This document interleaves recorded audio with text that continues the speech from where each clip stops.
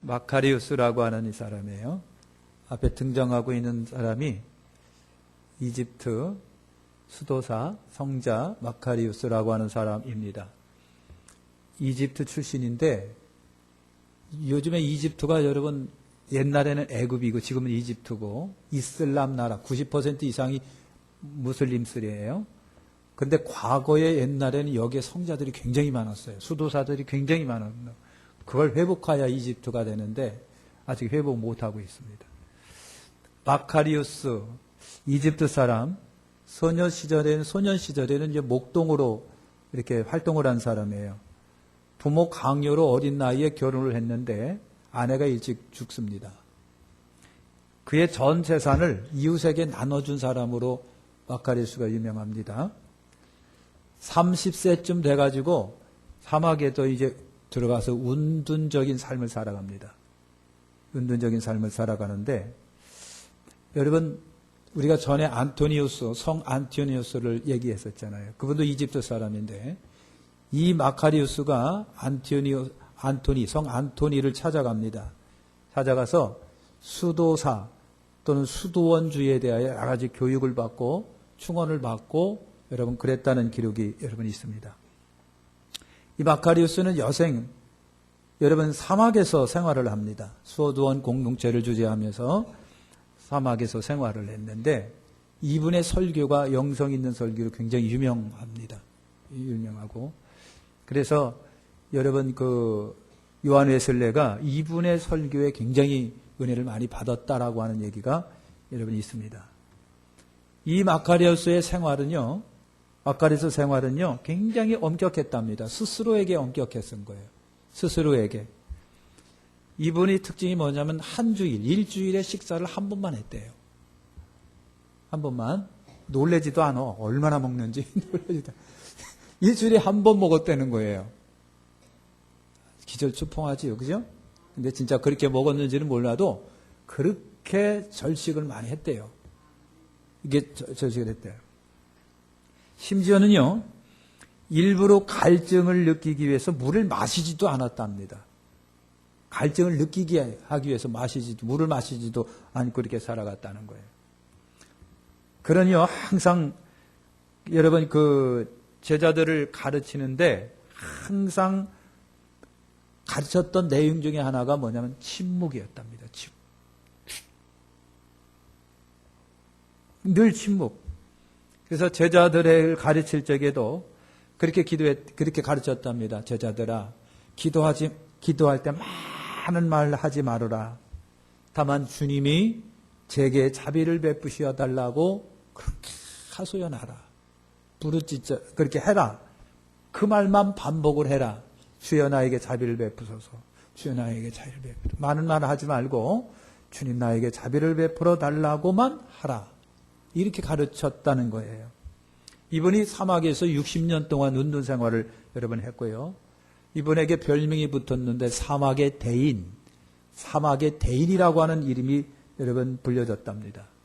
그래서 사막에 살았던 최초의 운수자, 운둔에서 수도사의 일을 수도하고 기도하는 일을 60년 동안 했던 사람이에요. 공경을 많이 여러분 받았다라고 하는 얘기입니다. 이분의 이분에 대한 일화가 몇 가지가 여러분 있어요. 몇 가지가 있는데 그 몇 가지를 제가 한번 말씀을 드려볼게요. 아까 사막의 대인이라고 하는 별명이 붙었는데 본인 스스로는 사막의 대인이라고 하는 이름 불리어지는 것을 굉장히 싫어했답니다. 난 사막의 대인이 아닙니다. 이렇게 여러분 했다는 얘기죠. 그런 일화가 있어요. 마카리우스를 찾는 사람들이 많았었답니다. 그래서 어떤 사람이 마카리우스를 찾아갔어요. 그래서 어디에 가면 마카리우스가 있을 거라는 정보를 가지고 그 동굴을 찾아갔더니 어떤 사람이 있는 거예요. 그래서 당신이 위대한 대인 마카리우스입니까? 라고 방문객이 물어보니까 이 마카리우스가요, 가만히 있다가 그런 사람 없는데요. 마카리우스라면 대인이라고 하는 사람이 없는데요. 그러는 거예요. 그래서 방문객이 아닌 줄 알고 다른 데로 돌아다니가 마카리우스를 그냥 찾지도 못했다는 거예요. 그러니까 이분은요, 자기가 대인이라고 불려지는 것을 그렇게 싫어한 거예요. 난 대인 아닙니다. 그래서 그렇게 이름 없이 여러분 살았다라고 하는 것입니다. 이 마카리우스가 굉장한 지독한 오해를 받은 적이 여러분 있었답니다. 그 오해를 받은 마카리우스의 처신이 유명합니다. 무슨 오해를 받았느냐면 마을에 사는 처녀가 임신을 했어요. 임신을 했는데 처녀가 임신을 하니까 동네가 뒤집힌 거예요. 동네 사람들이 야, 너 처녀인데 임신을 했으니까 누구냐? 대답해. 누구냐? 막 그런 거예요. 막 협박 공갈을 하니까 이 처녀가 얼떨결에 대답하는 것이 마카리우스예요 그랬어요. 마카리우스예요 그랬어요. 그러니까 동네 사람들이 마카리우스에 대한 소문을 퍼뜨리며 마카리우스에 대하여 욕하기 시작을 했습니다. 결혼을 빙자하여 처녀를 능욕을 했다. 여러분 그런 거예요. 동네 사람이 분개를 했어요. 성자라고 하는 자가, 수도사라고 하는 자가 안보인에서는 처녀의 품에 누워가지고 성자인 척, 하지만 그냥 회신자인 척, 아주 교활하고 음흉하고 이중적인 나쁜 인간이다고 얼마나 이 마카리우스를 욕하며 또 때리고 했는지 몰라요. 이 마카리우스 이분이 쓴 담화집이라고 하는 것이 있는데 그 담화집에 자기가 그때의 상황을 그대로 표현한 적이 있습니다. 그 글에 뭐라고 표현했느냐 하면은 동네 사람들이 그름으로 뒤집힌 물통과 냄비를 내 목에 걸었다. 그리고 조롱하면서 거리마다 끌고 다니면서 나를 치며 때리면서 말하기를 이놈의 수도승이 우리의 처녀를 농락했으니 이놈을 치워버리자 하고 개 끌고 다녔다는 거예요. 개를 끌려다니며 좁혀고 발로 차고 여러분 그랬다. 이분이 쓴 담화집에 그렇게 내용이 여러분 있습니다. 마카리우스가 한 번도 변명을 하지 않았대요. 나 안 그랬다라고 변명하지 않았대요. 그냥 막 사람들이 치고 물으며 그냥 이렇게만 하고 침묵을 했대요. 그리고 신비한 웃음을 웃었답니다. 그러니까 사람들이 기분이 더 나쁜 거예요. 기분이 더 나쁘지. 웃는다고 더 나빠가고요. 웃음 때문에 오해를 더 사가지고요. 개패듯 팼다는 얘기예요. 개패듯 팼다. 웃는 것도 잘 웃어야 돼요. 여러분 그랬다고 하는 것입니다. 그러면서 이 마카리우스가 그렇게 노동을 해서 돈을 벌어갖고 그 처녀 아가씨를 도왔답니다. 아이를 낳을 때까지 도왔다는 거예요. 처녀가 만기가 돼가지고요. 아이를 낳는데 힘을 써도 아이가 안 나오는 거예요. 안 나와가지고 난리가 났어요. 엄마가 죽을 것 같아요. 그때 이 처녀가 생각을 했습니다. 내가 죄를 지어서 그렇다. 해가지고 동네 사람 앞에서 이 처녀가 고백을 합니다. 이 아이는 마카리우스가 아닙니다. 내가 얼떨결에 그분이라고 그랬는데 아닙니다. 그랬어요. 동네 사람이 깜짝 놀란 거잖아요. 자기들이 마카리우스에게 한 행태가 얼마나 심했던지를 자기들이 알아요. 어이가 없어요. 굉장히 미안했어요. 그래서 점차 마카리우스의 그 여러분 고귀한 성품이 추앙을 받기 시작을 했고 높임을 받고 그자까지 맞아가면서도 자기의 무죄를 주장하지 아니하고 그 처녀 아이 엄마를 지켜냈던 그 마카리우스에 대하여 여러분 경탄을 했다는 거 아닙니까?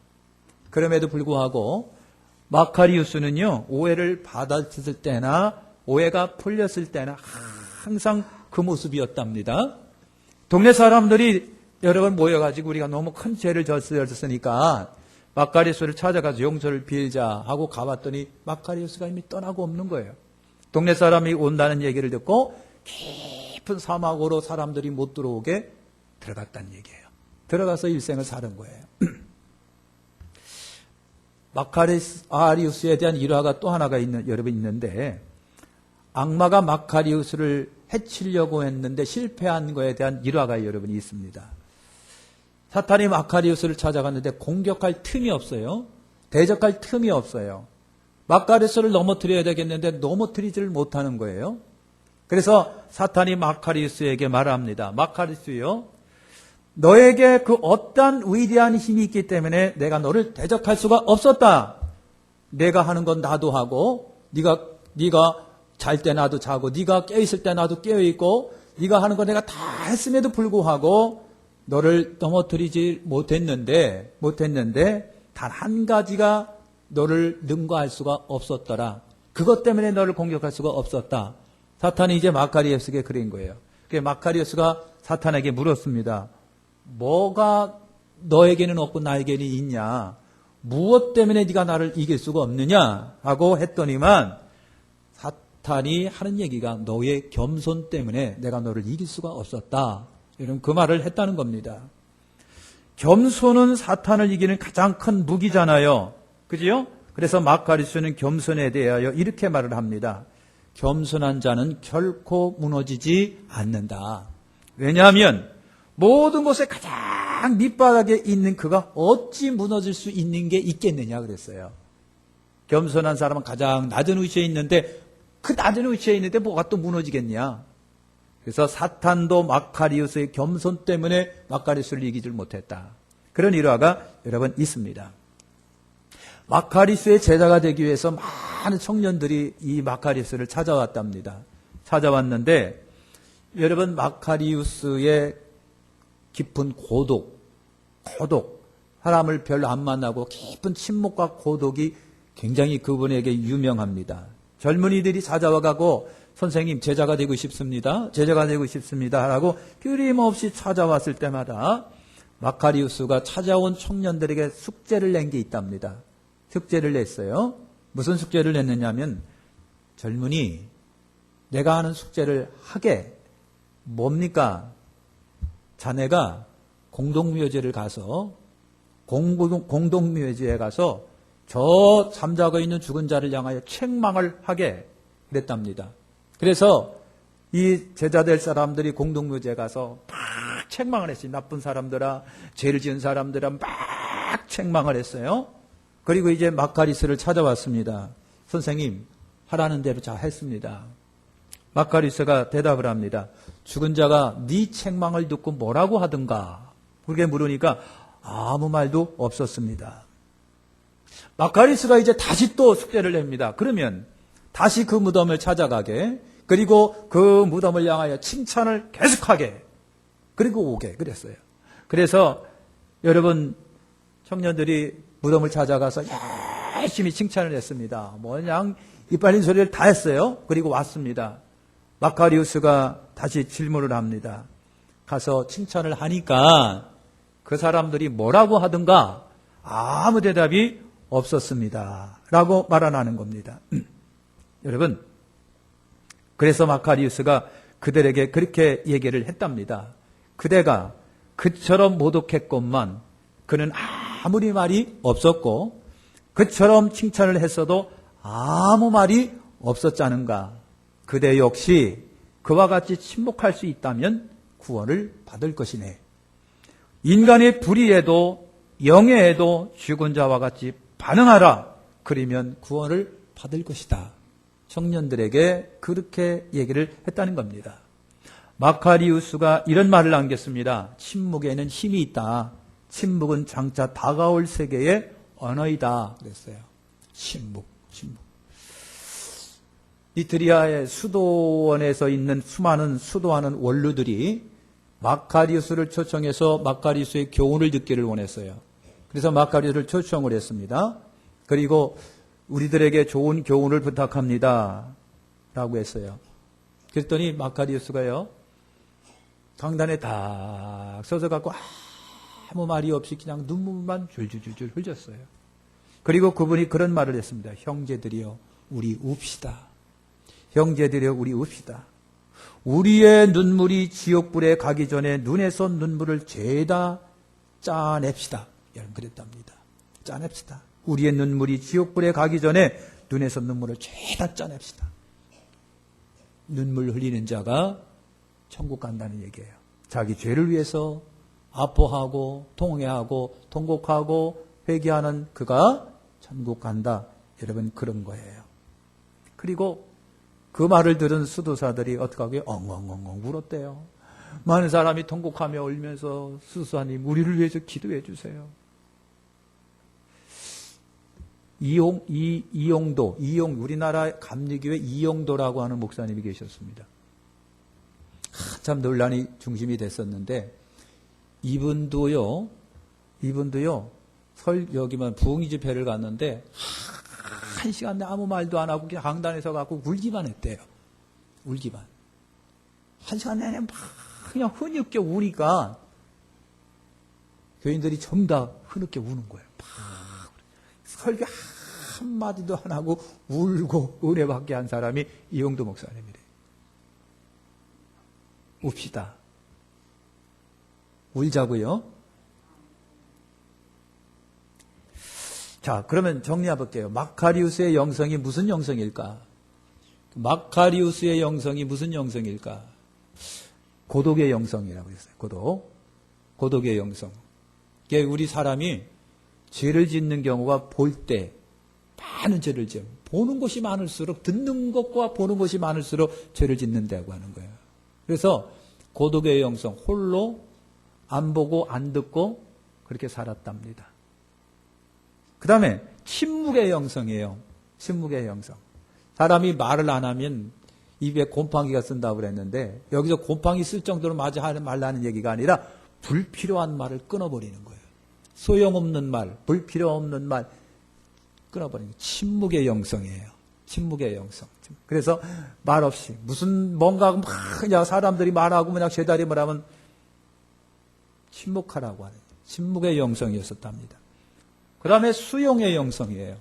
아까도 여러분 이분의 일화를 얘기했습니다만 고난도 받아들이고 오해를 받아서 내가 맞는데도 그냥 받아들이고 누가 뭐라 그래도 그냥 받아들이고 다 받아들이는 수용의 영성. 또 하나가 겸손의 영성입니다. 사탄도 어찌할 수 없는 마카리우스의 겸손의 영성이었다. 마지막 하나가 뭐냐면 성령과 합일의 영성입니다. 합일의 영성. 성령과 하나 되는 거예요. 성령과 뜨겁게 하나 되는 영성입니다. 이것이 마카리우스의 영성이었다. 마치겠습니다. 여러분, 우리 주 예수 그리스도를 본받으시기를 축원합니다. 마태복음 11장 29절에 나의 마음이 온순하고 겸손하니 나의 멍에를 베고 내게 배우라. 그럼 너희 마음이 힘을 얻으리라. 나는 마음이 온유하고 겸손하니 됐습니다. 예수님의 겸손. 예수님도 아마 불필요한 말은 다 빼내고 중요한 말씀만 하신 것 같아요. 침묵에 하는 불필요한 말 없게 하는 거. 요한복음 13장 34절에 새 계명을 너희에게 주니니 서로 사랑하라. 내가 너희를 사랑한 것 같이 너희도 서로 사랑하라. 바울은 빌립보서 2장에 뭐라고 그랬어요? 너희 안에 이 마음을 품으라. 곧 그리스도 예수의 마음이니. 그는 근본 하나님의 본체시나 하나님과 동등됨을 취할 것으로 여기지 아니하시고 자기를 비어 종의 형체를 가져 사람과 같이 되었고 사람의 모양으로 나타나셨으며 자기를 낮추시고 죽기까지 복종하셨으니 십자가에 죽으십니다. 그러니까 아버지가 부활케 하시고 보좌 우편에 앉게 하셨느니라. 가장 낮은 자리에 내려갈 때 하나님은 그를 딱 들어서 가장 높은 자리에 올려놓으시는 거예요. 이것이 하나님의 작전입니다. 내가 가장 높은 데 있으면 하나님은 끄집어 내릴 거고 내가 가장 낮은 곳에 있으면 하나님 나를 끄집어 올려놓으실 겁니다. 예수의 사랑과 예수의 겸손, 예수의 마음을 담는 여러분 되시기를 축원합니다. 기도하겠습니다.